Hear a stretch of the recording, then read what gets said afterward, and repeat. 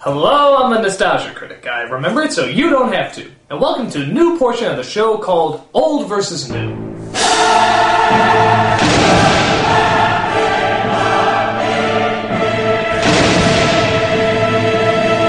This is where I take something old and nostalgic and compare it to a recent remake to find out which one is better. With that said, let's take a look at two of my favorite movies of all time, Batman and The Dark Knight. Now, both these films pushed the envelope of how to make a comic book movie. They were dark, edgy, and constantly breaking the barrier between fun kiddie antics and epic adult dilemmas. But which one is truly better, the original or the reimagining? Now, I know technically Batman Begins was the first of these new movies, but Dark Knight is considered the best, and has the most similarities to the '89 film, battling the Joker and so forth. Also remember that none of this is fact, it's strictly opinion, so don't go apeshit if you don't agree with me. Even if you are completely wrong. So, let's see who's the best bad as we compare Batman and The Dark Knight.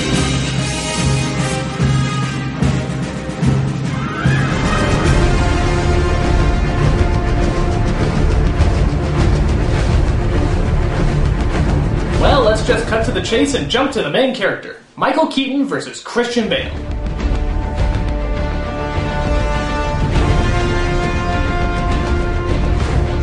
Now, to be fair, Christian Bale has a lot to act through. He has to play Bruce Wayne the college student, Bruce Wayne the outcast, Bruce Wayne the warrior, Bruce Wayne the drunken millionaire, and Bruce Wayne as Batman. Thank God they didn't ask him to do Bruce Wayne the transvestite. That would have destroyed him. Any one of those would be hard to do, and he has to do all five. But I have to admit, as hard as Bale tries, Michael Keaton is still the superior Batman. The main reason? He keeps all his pain inside. When you see Bale, you can instantly see someone who's either looking for attention or trying to hide something. With Keaton, he acknowledges that this is his battle and he'll fight it alone. If you heard this guy was Batman, you'd be like, yeah, he seemed a little odd to me. But with Keaton, you totally wouldn't believe it. In fact, a lot of people didn't. Many petitioned not to have Keaton as Batman because they couldn't see him in the role. But that's why he's so friggin' perfect! You wouldn't suspect him! Look when he grieves over his parents' death. This is all very, very subtle. No tears, no facial expressions, but you can feel the pain that he's going through. Where Bale still seemed a little lost and confused. And of course you have to look at them as Batman. Keaton is the only Batman who can actually smile and still look intimidating. It says, yeah, I got nothing to fear, bitch, your ass is grass. Bale in the costume just looks, well, silly. Now to be fair, that has a lot to do with the design. Keaton's costume was dynamic, classy, but also very threatening. Bale's always looked a little off to me. The nose was weird, and I think it was a little too bulky. It didn't really look like Batman, it looked like a guy dressing up as Batman. And of course, there's that infamous voice. This city just showed you that it's full of people ready to believe in good. I know, everyone's made fun of this voice, so I'll try to keep it to a minimum. Let's just say Keaton sounded very natural. The Joker's tainted hundreds of chemicals at the source. And Bale's... Way to die, hero. Where you live long enough to see yourself become the villain. didn't. In fact, let's play these threat scenes back to back. I'm not going to kill you. I want you to do me a favor. I want you to tell all your friends about me. Where were the other drugs going? I don't know. Why? You can tell Bale is trying to be threatening while Keaton just sort of naturally is. You don't mess with Mr. Mom. Even when he's trying to save a family's life, he still does that stupid voice. You don't want to hurt the boy, Harvey. Come on, people's lives are at stake. Can't you just cut the act? Because you were the best of us. Let's just pray he doesn't read at any orphanages anytime soon. Good night, Moon. Good night, Moon. Good night, Star. While still doing a good job, Bale can compete with the unexpected master himself. Point goes to Keaton. Sorry to disappoint. But a hero can only be as good as his villain, and the Joker is one of the greatest villains of all time. But again, which one is the true clown prince of crime? Ledger or Nicholson?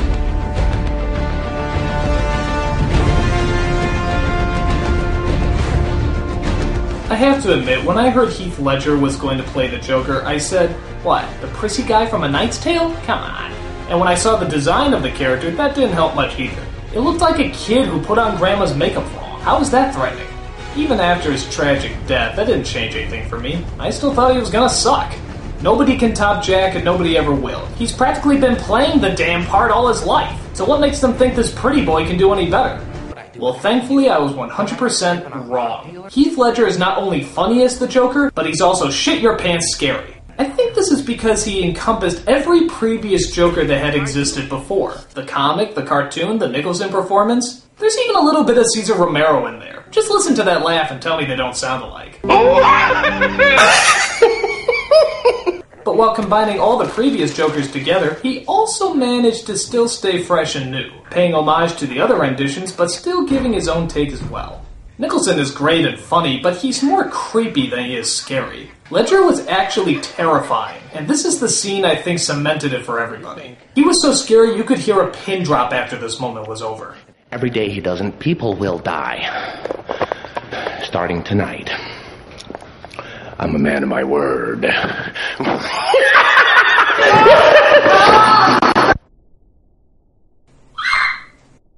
It's interesting how in the '89 film we know all about the Joker and little about Batman, yet in the new films we know all about Batman and little about the Joker. In both cases, I say less is more. The more mystery there is about the character, the more fascinating we often find them. And Ledger's character is no exception.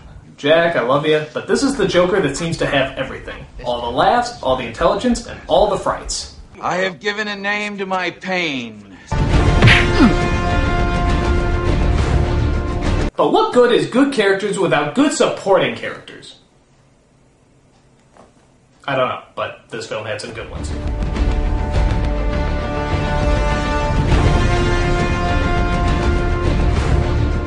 This isn't quite as easy to pick out because both films had a really good cast. I guess we'll look at girlfriends first. Kim Basinger versus Maggie Gyllenhaal / Katie Holmes. Now believe it or not, I actually didn't mind Katie Holmes in Batman Begins. True, it looks like she's about 12, but outside of that I think she did alright.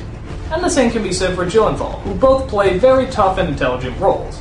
Basinger, on the other hand, was a very typical damsel in distress. Always in trouble, always being saved, and I swear, speaking only in screams.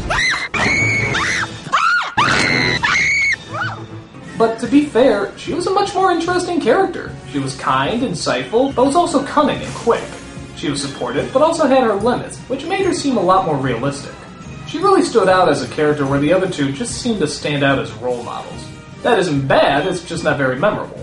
Alfred is also kinder in this movie, but I have to admit, I love how anxious and involved Kane gets in the new films. But, dude, does he always have a speech prepared? Batman stands for something more important. But you spat in the faces of Gotham's criminals. You squeezed them, you hammered them to the point of desperation. That's the point of Batman. He can make the choice that no one else can make. Good God, he can give a speech about anything! Hey Alfred, you want some breakfast? A long time ago, I was in Burma. My friends and I were working for the local government. They were trying to buy the loyalty of tribal leaders by bribing them with precious stones. I just want to know if you want AIDS! Pat Hingle was good as Commissioner Gordon, but Gary Oldman is always a powerhouse actor, giving even a small supporting role so much weight. Though maybe he just relates with people that dress up like giant bats. I can't imagine why. And I guess there's really no point in comparing Harvey Dent, as the first film barely mentions him and eventually turns into... Yeah, that never happened. But overall, I think I have to go with the '89 film. Why? Because goddammit, it has Bob in it! And I fucking love Bob! He's the henchman that doesn't say anything, do anything, but for some reason he really leaves an impression. He's like the Boba Fett of Batman. He barely does anything, but for some reason people just love him. He even got his own action figure. Why? Why the fuck does he have his own action figure? I don't know, I don't care. I just know that little bit of coolness tips the pile over to Batman's side. I love you, Bob. We all do. You are my number one guy.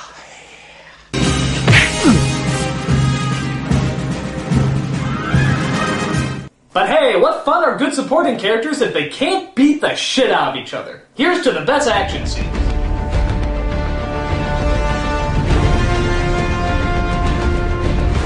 Both these films have really good action, but I'll admit that Batman's is a little more traditional. I mean, the settings are great and the fighting is cool, but it's nothing really spectacular. I mean, look at this. They fire randomly in the air. Why? Isn't that a waste of ammo? What, are they looking for birds to shoot or something? Despite Batman Begins suffering from way too much shaky cam, Dark Knight learned its lesson and gave us some really intense action scenes. The best one being the car chase in the middle of the film. This was really hardcore and had a great amount of suspense and tension. The rest of the action is decent too, though the last fight at the end did seem to go on a bit. The action seemed much grander in Dark Knight, where the grandness of all the other films is somewhat limited to its effects budget. Yeah, that doesn't look like a model at all. Again, I love the action in both films, but Dark Knight had you glued to its scenes from beginning to end. And I'd say that definitely deserves the point.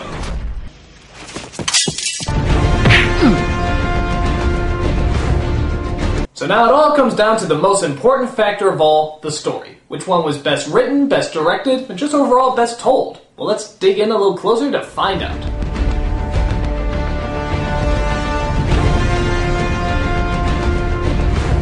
Now, to be fair, the plots to both these films is all over the map. Neither of them are that coherent, but then again with the Joker, that's kind of the idea. The motivation of Ledger's Joker seems to be to spread anarchy and chaos, but Nicholson's motivation actually is anarchy and chaos. It just sounds crazy. I make art until someone dies. How totally nuts is that? That's like saying I want to be an architect. I need bodies. The film also climbs to a decent climax, building on top of every scene while still leaving time for the audience to breathe. In Dark Knight, the whole third act is like one big climax. It's intense, but it does get a little tiring after a while. Can't there ever be a break? Alright, give me a minute. I need water. In the '89 film, a lot of people had problems with Batman being so quiet in the shadows while the Joker is so loud and soaks up the attention. But really, that's what's so brilliant about it. Batman is mysterious, and he is quiet. That's what makes him so fascinating. And that's really my main problem with The Dark Knight. They analyze everything. In Batman, all the choices, dilemmas, and consequences are implied and hinted at. The rest you can just see from how the characters look and their actions. That's the idea of a visual medium. There's really only one talk about why Batman does what he does, and it seems very much like how a real person would talk. Look, sometimes I don't know what to think about this. It's just something I have to do. Why? Because nobody else can. In Dark Knight, everything is talked about, and I mean everything. When the chips are down, these civilized people, they'll eat each other. Don't question me about ethical dilemmas. I read Psychology for Dummies too. It's like if the characters of Greek mythology actually talked about and analyzed their problems all the time. It wouldn't be the same. It's not their place to talk about it, that's the job of the viewer. The '89 Batman movie talked a little, but said a lot. The dilemmas are still there, they're just not analyzed to death. And don't get me wrong, I love the talks in The Dark Knight, but they seem like conversations that movie critics would have, not the actual characters. So like I said before, the plot is kind of the big deciding point here. So, which one do I like better? Well, as much as I love The Dark Knight, I have to say Batman is the one that's more compact. It just seems like a more classic story, more subtle and more epic. I love the themes of The Dark Knight and how adult they make the protagonist, but it just seems more like a character study than it does an actual 3-act movie. So even though I love both films, and I'll probably get a lot of hate mail for this, I have to say that Batman is the superior film.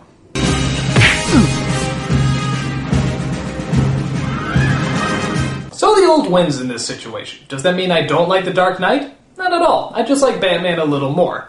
And my whole hope is that Christian Bale doesn't take what I said about him too seriously. Excuse me. Hello? What the fuck are you doing? I'm sorry, man. I just thought... No, don't just be sorry. Think for one fucking second. Well, that's not very nice. And what the fuck is it with you? Are you professional or not? Well, I don't like to brag, Fuck's but sake, man, you're amateur. Look, I don't know why you're getting so angry. Shut the fuck up. Maybe I could have... No! I want to fucking kick your fucking ass. Why are you so angry? I just don't get it. What don't you get about it? Hold on. I'm the nostalgia critic, I remember it, so you don't have to. Give me a fucking answer! I just don't get why you made Batman sound like he had lung cancer. Oh, good for you. You're a nice guy. Why, thank you. Shut the fuck up. You shut up! Go make Rain of Fire too! No! Yes! No! Yes! For fuck's sake.